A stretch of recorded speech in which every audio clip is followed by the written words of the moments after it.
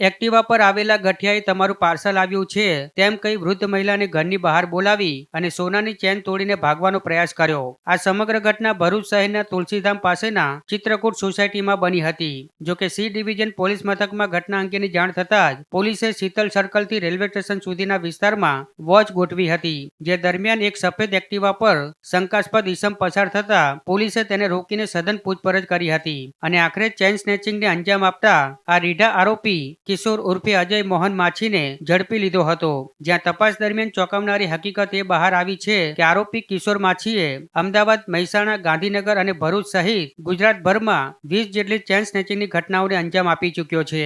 વધુમાં તાજેતરમાં જ વડોદરામાં પણ પાર્સલ આપવાના બહાને એક વૃદ્ધની પણ ચેન તોડી હોવાની કબૂલાત આપી છે. ત્યારે હાલ પોલીસે પાર્સલ આપવાના બહાને ચેન સ્નેચિંગને અંજામ આપવાની મોડસ ઓપરેન્ડી અજમાવતા આ આરોપી કિશોર માછીની ધરપકડ કરી ₹40,000ની કિંમતનું एक्टिवा जब्त करी વધુ તપાસ હાથ ધરી છે.